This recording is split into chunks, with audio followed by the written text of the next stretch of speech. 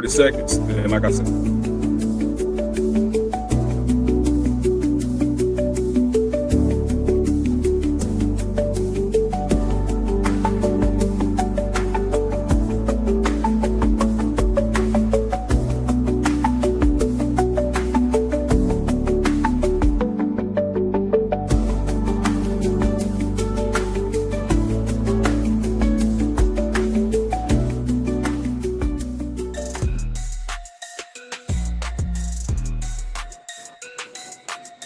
welcome, y'all. Welcome. What's going on? Good to see you. Man, Jesus Hawthorne, man. It's that talk 254. Hey, man, I got a banker for y'all today, man. From those that's really from the coast, from Waco, Texas. Man, y'all know that face right there, man. For those surrounding cities and counties, there's a face you might want to get used to. Or he probably gave you the sad face, depending on what sport it was. Man, I like to introduce y'all, man, to my guy, man, mentor of mine, man, my boy Byron Evans, man. How you doing, bro? Hey, I'm doing great. I'm blessed, man. How about yourself? Man, I'm doing great. I'm great, man. Hey, man, it's an honor and a privilege to actually have you on the show today, man. We go way back, from the time, man, when I was walking around a little snotty nosed kid in the villages, man. And Right. and you was able to you were doing great things then, man. So for those who don't know you, go ahead and explain to people, man, where you from and who your parents were. Okay, I'm from Waco, Texas originally. My parents are Sandra Evans and Charles Cole. I was born in June 24th, 1971. A great time to be born. Absolutely. So during that time, Yeah. man, uh, I'm pretty sure you was real athletic and things of that nature, man. So what sports did you play growing up? Man, I played a lot of baseball and then football. We had Coach Ken over at the Boys Club in South Waco. Got to run with Chris Brown, Ricky Burris, Derek Warren, Derek Burton, Big Pee Wee, Rodney Warren, just a host of guys, man. Larry Shores, I could go on and on. My cousin Larry Webster, them, those are like older, but I got a chance to get in where I fit in. I was always one of the smaller but younger ones, but they was like, hey, you here, so go and put the suit on and come on.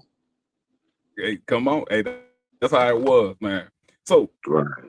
I got a Waco question right now, man. We about to get everybody involved, man. For those who ain't in Waco, man, for a split second, man, we're gonna make you involved like you part of Waco. So uh, in East Waco, man, we got these apartments that was called Trentwood and Sharon Manus, man. Trentwood and Sharon Manus, man. They known for building great athletes and things of that nature. So Byron, Right. here's my question to you, man. Early 90s.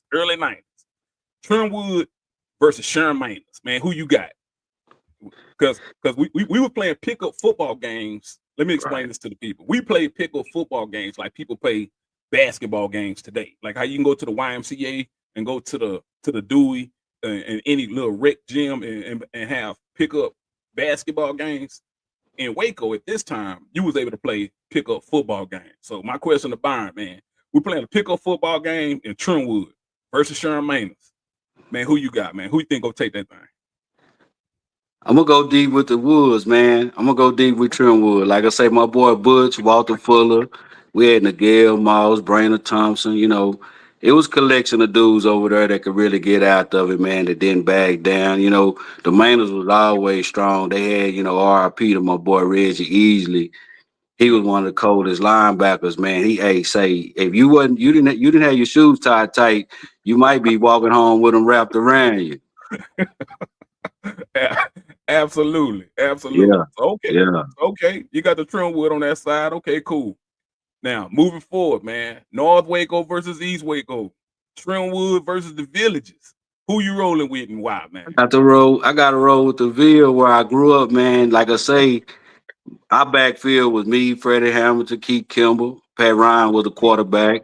We had a little old stack set, Eric Williams, Bobby Watkins. It was a host of dudes that was over there, and hey, we got out of it, man. Rain, sleet, or snow. That's just what it was. Yeah, man. Absolutely, man. Man, just mentioning that, man, it's making it smile, man. Those some good times and some definitely good people, man. Which is like a time capsule. We wish everything was recorded back then so we can go back to it. But Hey, right now, man, I want to go ahead and give the people like understanding of your resume. So people may have heard of your name, They may have seen you come and go here and there, but I don't think a lot of times people understand the impact that you actually had in Waco, Texas. So 2001, you was coaching with the Waco Southern Panthers, and you had the Right, 8U, and you went 12-1 and won the championship. Man, right. what was that like? What was that like? Man, that was an awesome year. I had a guy, Jay Johnson, was a good coach I coached with. But man, Stanley Barnes, Robert Lewis, Donovan Haynes, Julius Dela Cruz, Jordan Taylor, Brandon Relaford, man, I could just name off. Even my son Byron played. Yeah, We had a gutsy team. Marlin was the one that we had to go after. They had old Justin Stewart down there, and like I say, rest in peace to Wilford D. Wilford D was a hell of a coach out of Marlin. And anybody from Marlin know, man, Wilford D, he brought that fire every Saturday. I mean, and Justin Stewart was more, he was respected, man. That kid, you try to duck him and get out of bounds, he gonna get that 15-yard penalty every game. You know what I'm saying? So it was yeah. just one of them things where that group there was real special. And so once I left and made Waco Trojans, everybody followed with me. Okay, awesome. Now this was an opportunity where I actually was able to coach with you, man. I had just came home from the military. For those who don't know, I was in the military, and I had a break in service. So I did 4 years, and I came home. And then when I came home, man, guess who I ran across, man? I think I ran across you in the store. You was like, "Hey, BJ, hey, what you got going on? Hey, man, go on, come on out." So I ended up coaching with you, man. We had a 10U, and we ended up running across some kids that was just scrappy. We just took a bunch of kids that was real scrappy, man, and was able to make some noise down there in Waco for a little bit, man. That was actually a great time back in Oh yeah. 2002. Now, now understand this, people. When I say this man was a trendsetter and way ahead of his time. Now, this is back in 2003, and I remember he told me, he was like, "Hey, BJ," and for those that don't know, man, if you really know me, if you call me BJ back in Waco, that let me know that you really know me. You really know me. If you call me Jesus or Big H, yeah, you just heard of me, or you may see me come and go, or whatever the case may be. But family, man, they call me BJ. So he was like, "Hey, BJ, man, we got this new thing called flag. Now, people, this is 7-on-7 before it evolved into 7-on-7. So, Byron, Right. man, back in 2003, who put you onto that? Like, how did that get a part of your repertoire of things you was coaching? Like, could you give us a breakdown of how you got introduced to it? Man, I had a chance to go sit around Coach Dodd up at Sav Lake Curl, and I Yeah, saw some things he was doing. They was throwing the ball around, and I'm like, man, how is this happening? You know what I'm saying? And at this time, he was my neighbor, and he would be like on the off time, "Hey, come over and watch some film with me." And his yeah, son was a great athlete, and so he would break stuff down to me, and then I'm like, "Man, I'm going back. I'm going back home, and I'm gonna implement this." You know what I'm saying? And I'm gonna make this work, and I'm gonna do this. And at that time, we was three horses in the dust. Everybody yeah, passing, you might have a 28 sweep pass or something like that, but throwing the ball wasn't nowhere in the matrix. You know what I'm saying? It wasn't yeah, nowhere around. And so I evolved around time. I got to hang out with JJ Joe, a couple of good people, man, that showed me like, hey, teach your quarterbacks this, show your quarterbacks this. And from that, I just kind of branched off, man, and started dibbing and dabbing. I would have like seven, probably nine kids. I got a kid at Stephen F. Austin now. We call K2 Turner. And I can never forget, that's how he got his name. His brother was K1 and he was K2. And, I remember people laughed at me, bro. You know what I'm saying? When I was trying to start 7-on-7, I ain't let my kid go, and that's understandable. But as I look now, how this thing has evolved, it's like I'm happy for it because, even having like Coach Ramsey came into Waco High, he brought the spread. A lot of people was against it. Oh, we need to run the ball. No, we need to do something different. You know what I'm saying? And that's what it boiled down to. But my true interest, like I just saw that if our kids can run the ball, they can throw this ball and they can catch it. yeah, You know, yeah. Well, speaking of your resume, you jumped into the flag. One thing about you, man, you're an instant winner. You don't play around. You take your craft real serious, whether you're doing on the rec level or whatever. Uh, right? In 2003, you had an 8U. Y'all went undefeated. Y'all was Right. 10-0 for the Right. 8U. Your Yeah. your 10U and your 12U. They both was 11-0. Yeah. 2004, same thing, Yeah. flag. Right. You Right. uh your 8U went undefeated, 11-0. Your 10U was 11-1, and then your 12U was 12-1. Man, them Right. some impressive numbers. Then you come back 2005, you went undefeated. Your 12U. Uh, Matter of fact, no, you said all levels went undefeated. I apologize, I read that wrong. All levels went Right. undefeated. Right. 2006. Your you won the championship. You said your team, you won the championship combined. Your teams combined for a 32-0. Wow. Right. Eight, Yeah. eight, 8U and your 10U. And then your 12U, they won the championship also, but they didn't go undefeated. They went 13-1. Like, wow. Right. This Yeah. And that then was the year. That was the year we went Pop Warner. Shout yeah. out to my mentor. I had one of the best mentors in the game, Roy Stanley. And I tell everybody that coach now, if you ain't got a mentor, you probably missing 25% of your leverage as far as moving up the ladder, because that mentor is so crucial, man. I mean, this man literally held me by the hand, and respectively, I hit him every holiday, really anytime I want, still to this day, and I look at him like my pops, because this dude set me down in the meetings, and he had the Wildcats then. And I can remember people on his Mhm. staff like, why you got this dude in the meeting? You know what I'm saying? He got another team, and he was like, hey, he trying. You know what I'm saying? He was like, he trying. He was like, some of y'all done said the same thing 2-3 years ago. I'm going to get my own squad. You never did it. He said, so there's no way I'm not going to help him. You know what I'm saying? And it was a guy, Robert Horton.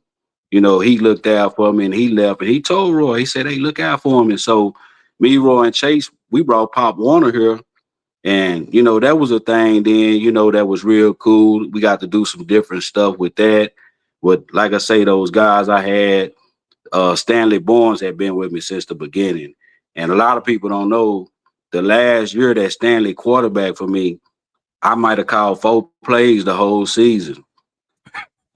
Stanley, He if was you was in he a was running four his three own four show. four, yeah, he knew exactly what to do, and Donovan, Julius. There was a lot of them kids that just stayed there. And the crazy part, I tell you this, we had a play called ending around.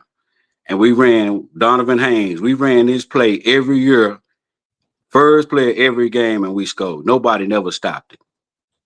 Wow. Nobody never stopped it. And I mean, I don't know how, like, 3 years into me coaching, going to the fourth year, like, people didn't catch it. Like, this is the first play I'm gonna run. I'm gonna run in and around left with Donovan. And it's money in the bank. And then with Coldport, this kid, when he was 10, he was kicking field goals off the 20-yard line already.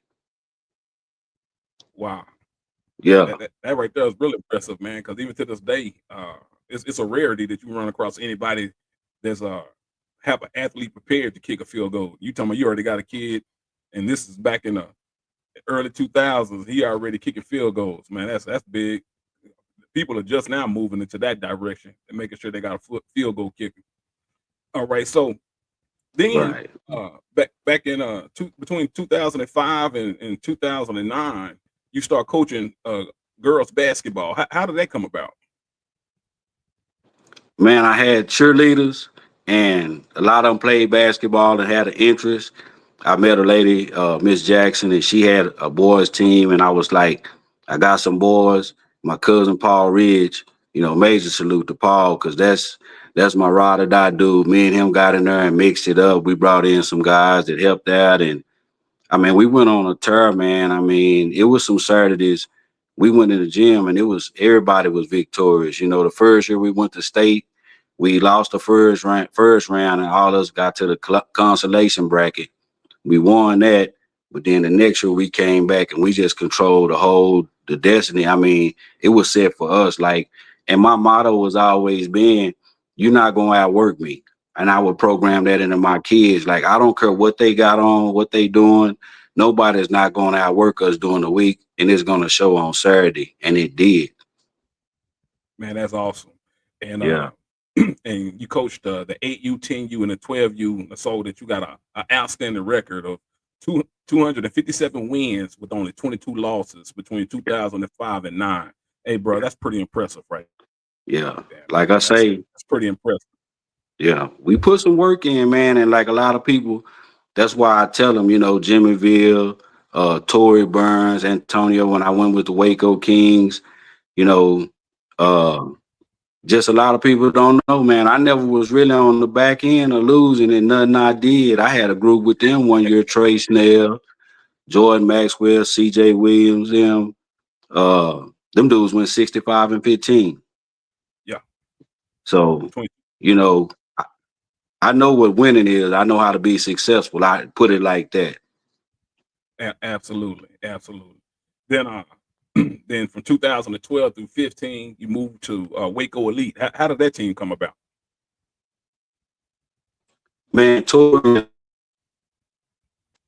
Burns and Antonio, they were kind of doing the thing, and that's why I got this whole milk on this Waco Elite, because Yeah, we had a group of boys out of Fairfield, Teague, Mahale, and yeah, man, them dudes, Jerry Peraza out of Franklin, man, these were some of the awesome kids I seen, and so I had my little team then, and we just ended up following up under their umbrella, and as they branched off, everybody's going Tech Select, different other programs. And I said in my mind, after I went to Dallas that second year and I was beating everybody, and people yeah, was running up to me like, hey man, Tech Select want to sign you, you know what I'm saying? They want y'all to woo. And I'm thinking, why I'm gonna wear their uniform when I'm already beating them? You know yeah. what I'm saying? But the good part on my end, man, I had a lot of Waco guys, and I'm talking about from bankers, you name it, that don't come out to the events, but they knew what I was doing. And I sat down at the round table, and they was just basically like, if you keep Waco on your uniform, you can come get whatever. Oh, wow. So at that point, I had my own 501c. Thanks to Roy again. Roy showed me how to get my 501c, get nonprofit, be a nonprofit and generate revenue and do the things I needed to do. But I had that backing from some guys in it. I mean, these dudes was diehard. Like, my partner Lynn Elliott. I've been knowing Lynn Elliott since he was kicking field goals at Waco High. This still Absolutely. my partner, and these dudes, they sit down and they was like, hey, as long as you keep Waco on this, you can get Mhm. whatever. And so that was the trend for me. And I had to explain to a lot of people. They was like, well, man, they want us to come with them. And I'm like, well, I'm going to come with them when I already beat them. Mm. You know what I'm saying? I ain't finna make their program look good. I got a program right here in the heart of Texas. Yeah. And truth be told, we used to have to go to Dallas, Houston, just to get a game. Going to Austin, I'll be honest, we'd have to play 2 grades up. And I tell the tournament director, we not pay for the tournament. We have our hotels. But if you want us to come, I'm not paying no tournament fee because my kids, it wasn't no competition. Still to this day, I look at it. The true people in Austin that can ball, they're going to Houston, they're going to Dallas and play. They're going to Arkansas, Nebraska. Like they was up in Nebraska this weekend. You know what I'm saying?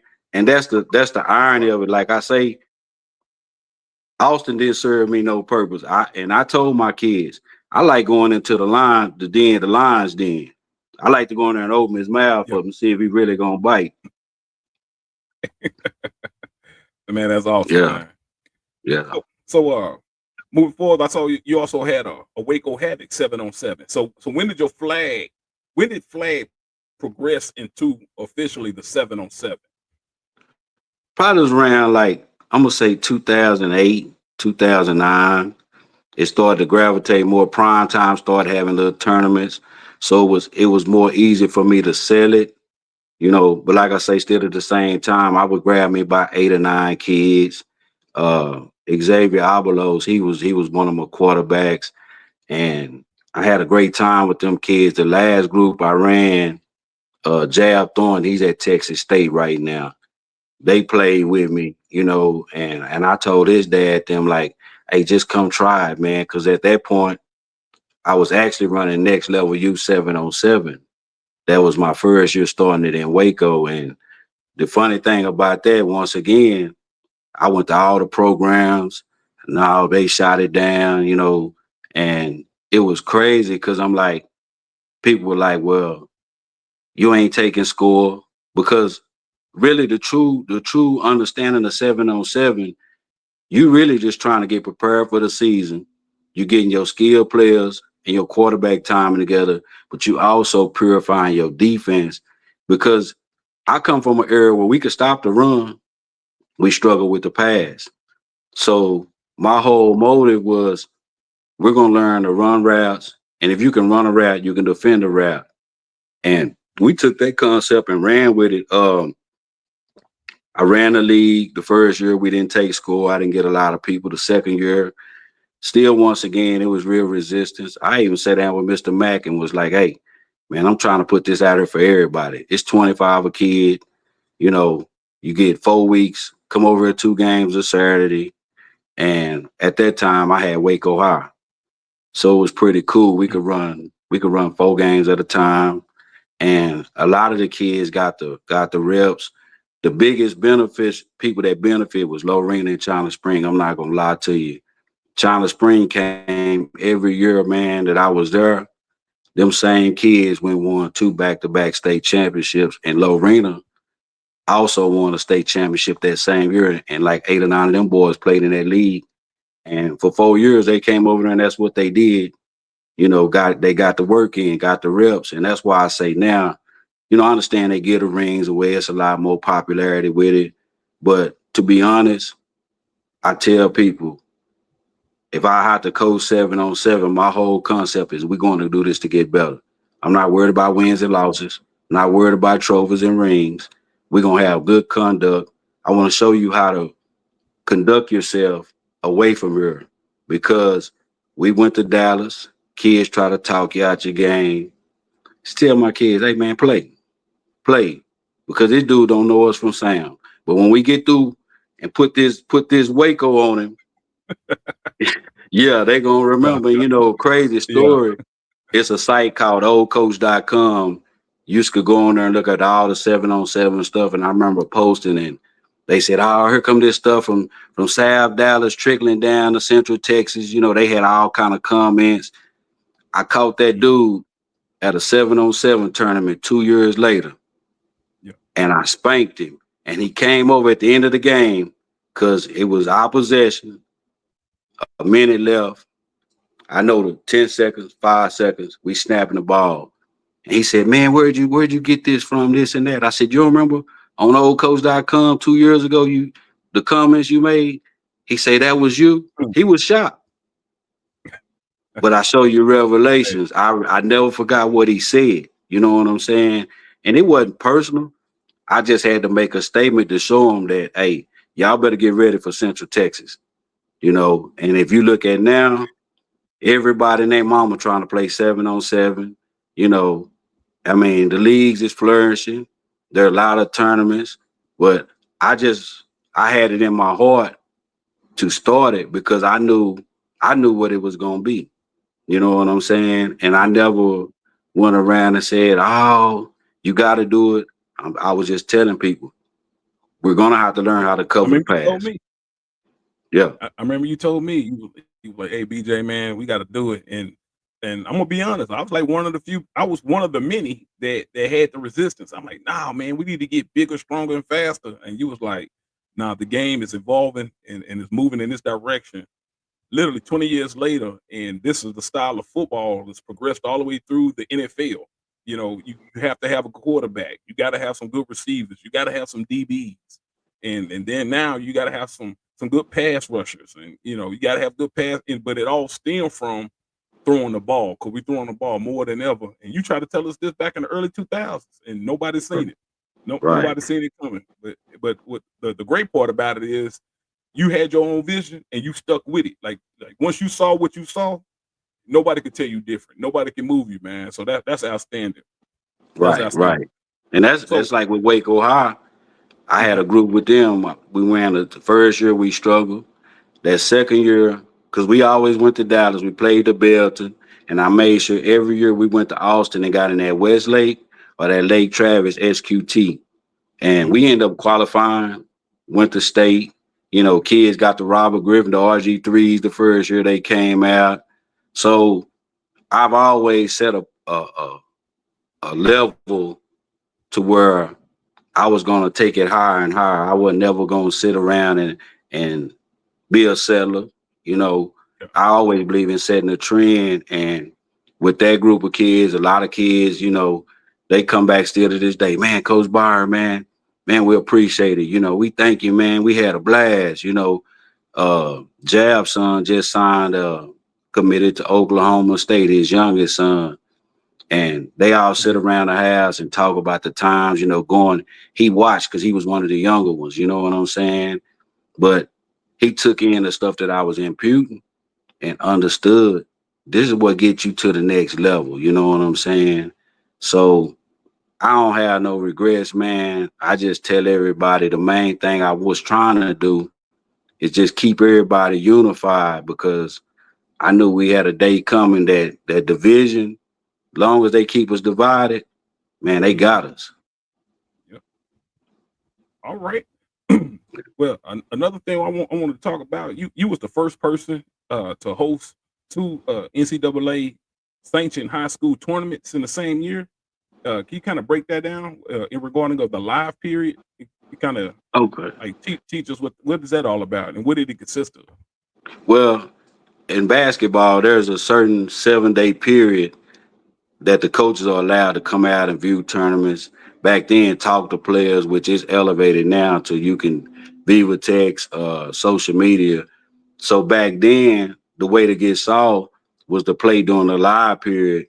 Well, my son, I had a team for him, and we had a pretty good pretty good group of local teams. And the traveling, the hotels, and everything, I got in and set it up and added up everything, and I'm like, man, I think I can do this here. I just need to get enough gyms to make it roll. So I got in touch, caught on the phone, talked to the NCAA director. He starts emailing me all the forms I needed. So I started recruiting teams from West Texas, San Antonio, Dallas, Houston, because I had the local groups that I knew would participate. So once I got everything done and I got the gyms, I had to get the insurance, sent all this stuff back to the NCAA. Once they approved it, I just had one tournament. I said, Mhm. man, let me shoot for this second live period. And I got to actually host that one at Baylor campus. The first one I did between Waco High, I think it was Waco Christian, and I think University. I had like 3 or 4 schools that I did it. And we ended up with like 67 or 72 teams total, you Wow. know. Yeah, and it was a good event. And, big shout out to Chante Cruthfield. She worked at Baylor, did some stuff with Moki. She actually now is the one that does all the travel planning and different things. Chante is the second, well, my co partner in doing those sanctioned tournaments. She helped me with a lot of ins and outs, scheduling, make sure the gym was set up correctly. Uh, and I give a lot of props to her, because she came in and basically the stuff that I didn't understand, she already understood. So, Shantae played a big role in them two sanctioned tournaments. And there had never been a sanctioned tournament in a live period in Waco. And still to this day, there haven't been any more since then. But it was just a pivotal point that I figured a way to take the local teams, the clean teams, Temple. Let's save us about $2,000 this week. Let's play at home. We're going to get everybody here. And we did it. And it was a success. Even going into the second tournament, we dragged in probably about another 20 or 30 teams between Austin, Houston, and Dallas. So that live period, it went 2 days. We ran all the games over at the Slick. And if anybody ever been to Baylor University to the campus and know about the Slick, that's where we held that event. And it was pretty good. Like I just had some of everybody come through and really just thank me. And that was one of the ways I started to turn the wheels and started getting a lot of notoriety. Man, awesome. Now, I heard you say the word mulkey. Man, could you go deep into that? Because I don't think it might be a few people who don't understand when you say mulkey. You talking about the women's NCAA champion Kim Mulkey, who was the head coach of Baylor University. Is that clear? Right. Yeah. Yeah. So so Moki was a big. She was a big mentor, supporter. She showed me a lot of ins and outs, man. And you know, I had a situation one time where I kind of was a hothead, you know, and I reacted on some stuff and had a coach call her and try to tell her like, oh, this is this and this is this, and she was like, hey, long as when my son get in the car, he happy. I'm on the road. I appreciate you not calling me.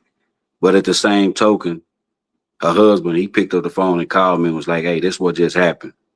And yeah, me being me, I still had the street in me, because that was one of the things like, you say my name, I'm gonna come holler at you.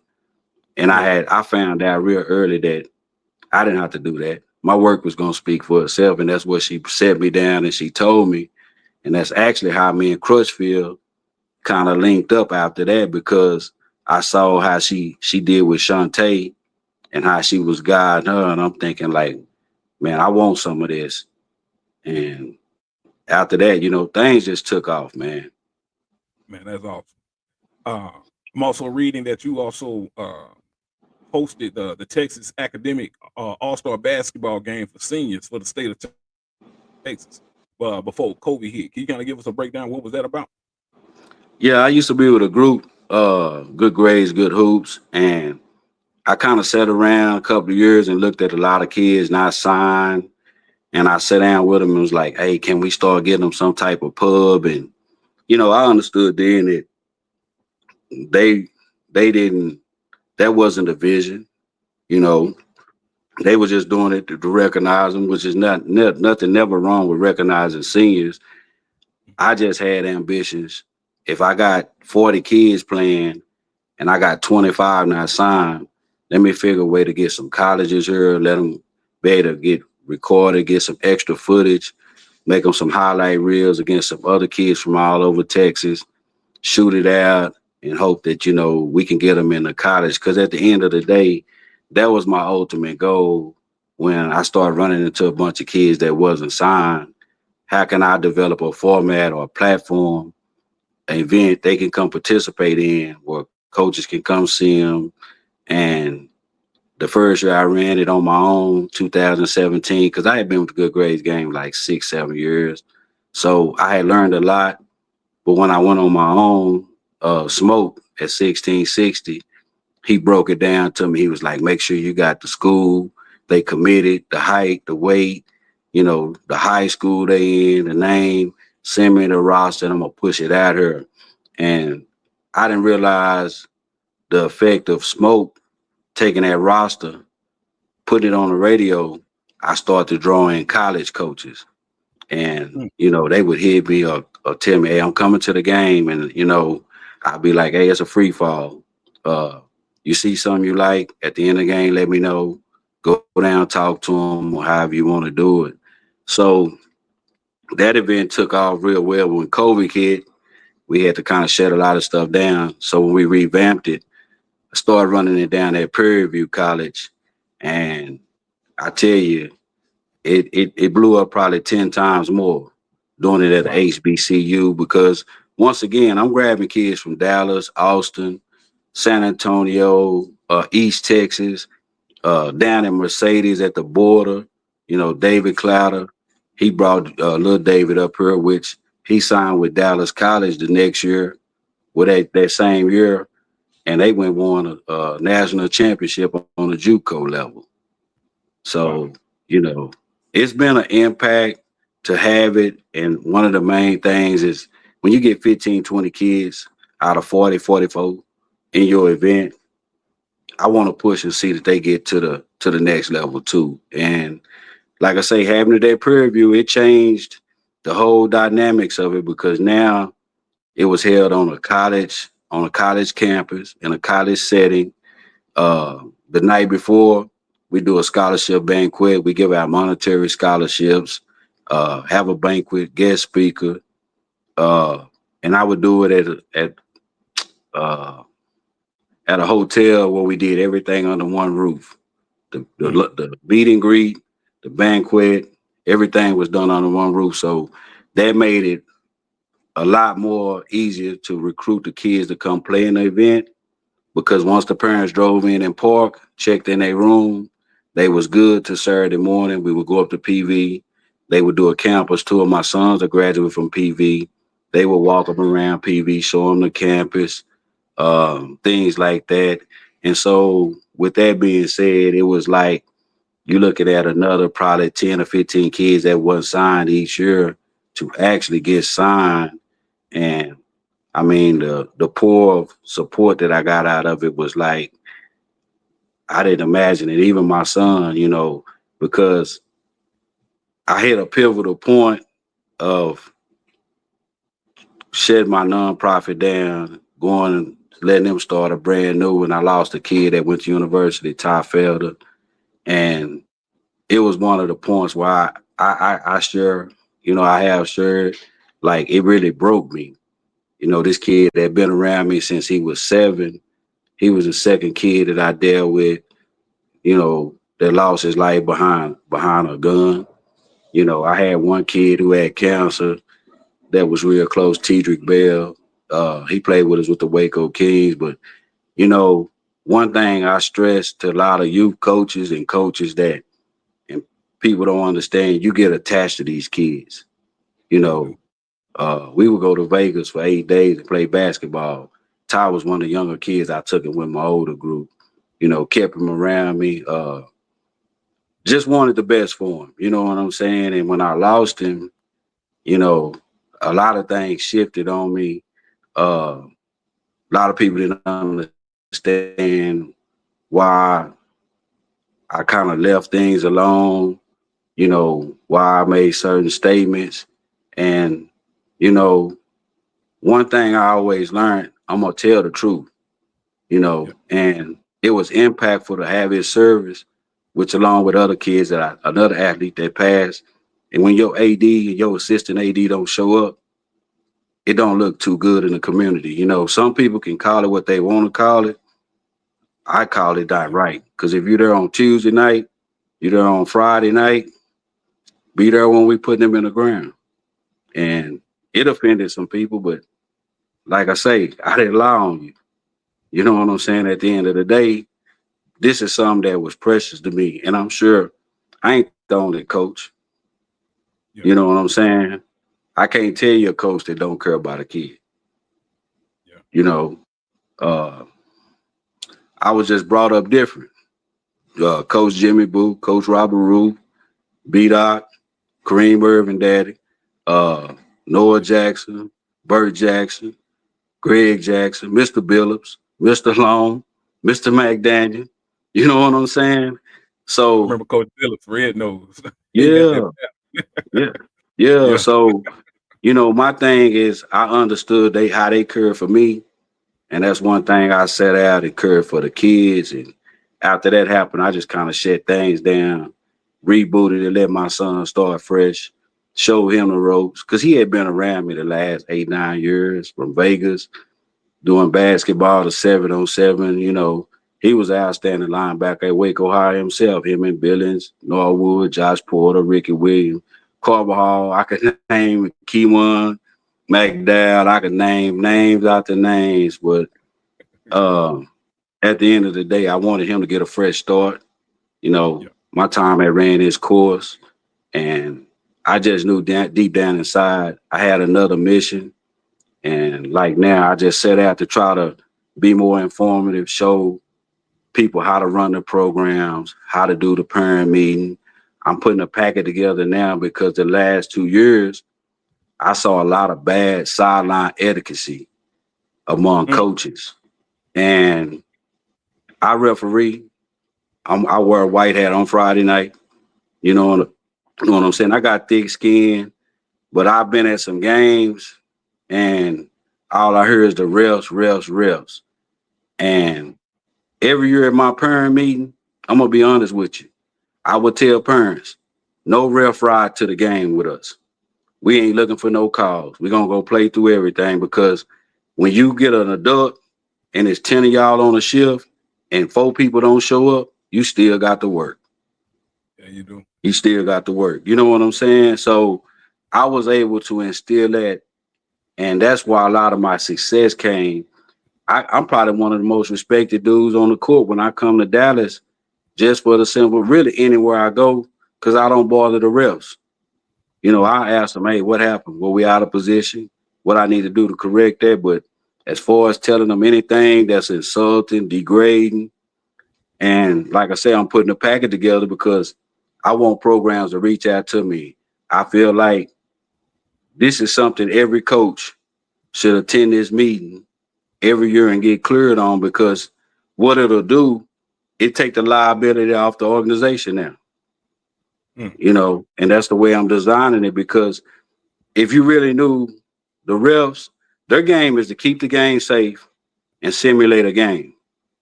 Mm. Those are the two things, and a lot of people don't know that. You know, I had a year where on a 4-man crew, the outside guys left, went to the goal line inside the 12, inside the 15. We got rolled up in AAU. Nobody in AAU could tell me the 4-man mechanics when the ball inside the 20. Mm. Nobody. Still to this day, a lot of them don't know. You know what I'm saying? Yeah.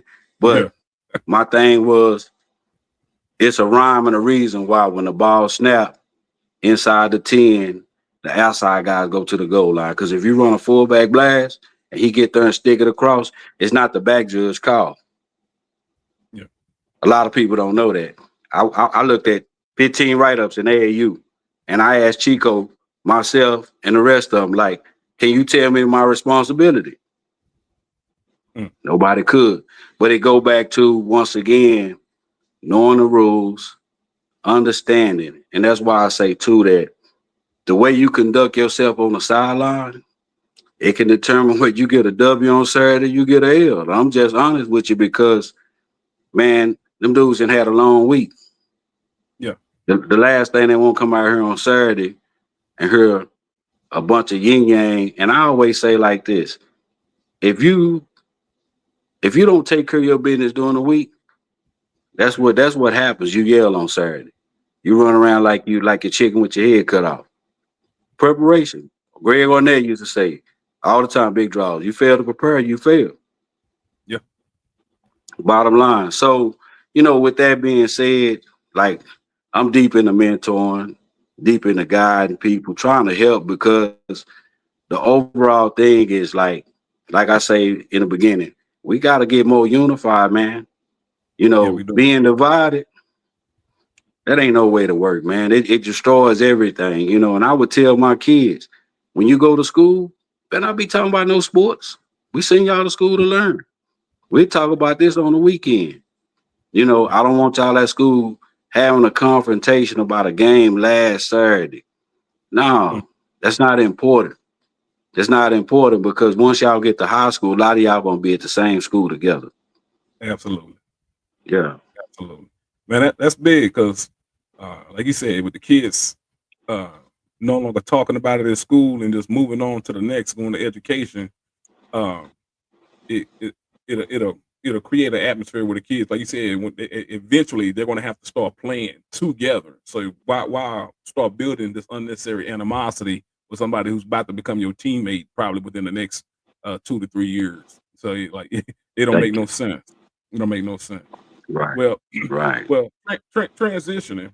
What do you think about this new thing of this girls 5-on-5 football that's currently trending? What's your thought about that?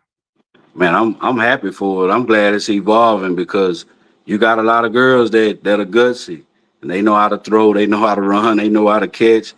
So let's bring them into this. You know what I'm saying? Because there's opportunity everywhere. You look at the WNBA.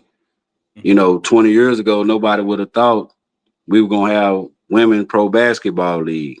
You know what I'm saying? And this 5-on-5, it's at the high schools now. They're starting to colleges starting to get in. I'm gonna be the first one to shoot my resume and application into any college that's got an opening for a 5-on-5 or flag girl coach at any college, because I see the big picture.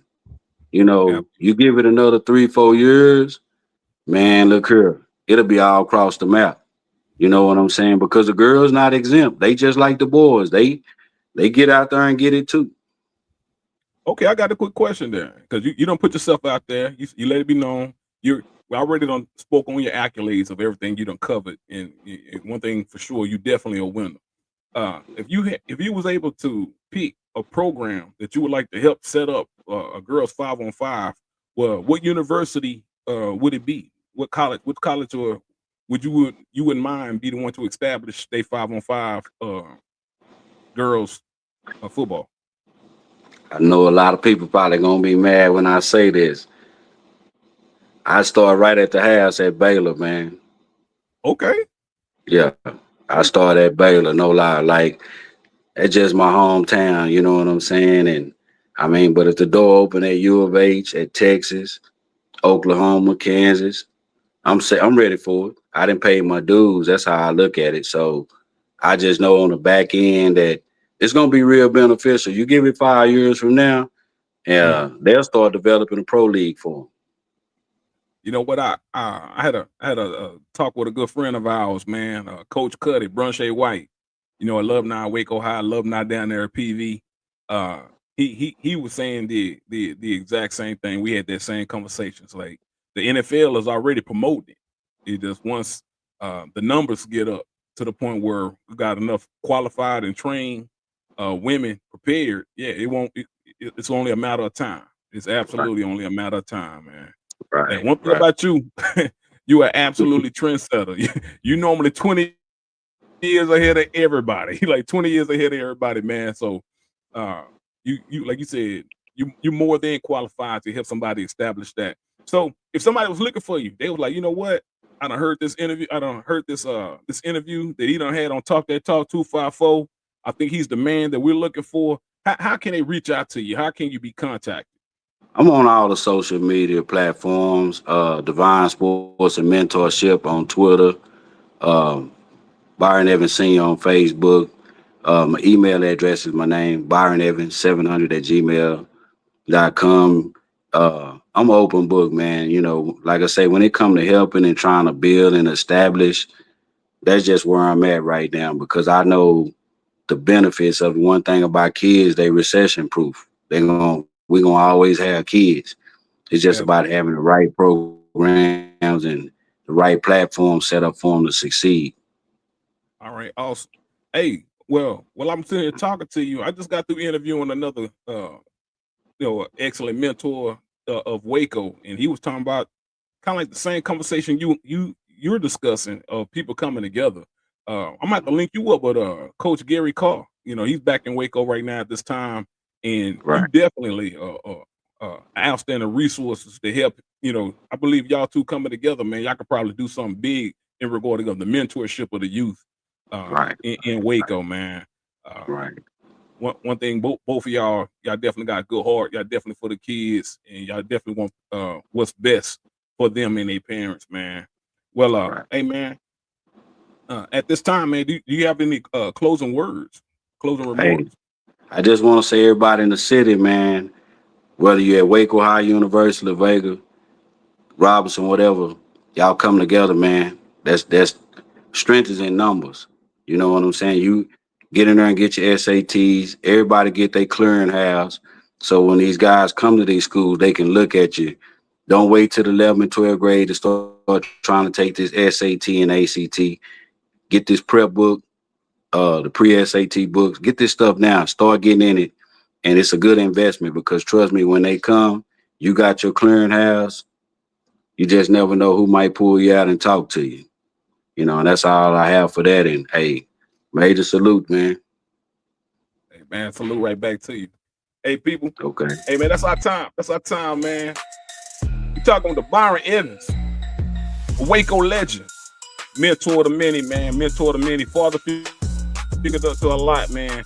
Hey, man, I appreciate you taking time out of your busy schedule wanted to come and jump on the show. Man, this is Jesus Hawthorne, man. Let's talk that talk 254. Man, y'all stay blessed. Take your coaching and training to the next level. My Athlete 360 invites coaches to create professional profiles that showcase their experience and talents to parents seeking their services and organizations all in one platform. Start by downloading My Athlete 360 and selecting Coach Trainer at sign up. Enter your email, create a secure password, and you're ready to build your professional profile. It's that simple to begin your digital journey. Next, add your name, a professional headshot, and contact information. This builds trust with parents and athletes searching for coaches. A polished profile is your first step to standing out in the coaching community. Highlight your coaching specializations and certifications. Add your coaching philosophy and experience details. Parents seek qualified coaches for their athletes' development, and your profile is your chance to shine. The app also features a link tree within the profile that coaches can use to put all of their social media and business website in one place. Remember, your expertise is your selling point. By showcasing your skills and experience, you attract the right athletes and parents who value your unique coaching approach. Set up your training packages, pricing, and availability. My Athlete 360 allows parents to book with trainers and coaches directly through the app, simplifying your business operations. This allows you to focus on developing athletes while the platform handles the rest. Your professional coaching profile is now live. Parents with athletes ready to train and develop can discover you, book your training and coaching services, and communicate directly through the platform. My Athlete 360 handles the business side, so you can focus on what you do best, developing great athletes. Download My Athlete 360 today and elevate your coaching business. Youth organizations with multiple coaches are also encouraged to create profiles. Parents are always actively looking for you. Use the link in the bio to get started. Questions about profile features? Drop them in the comments below. Let's revolutionize your coaching journey together.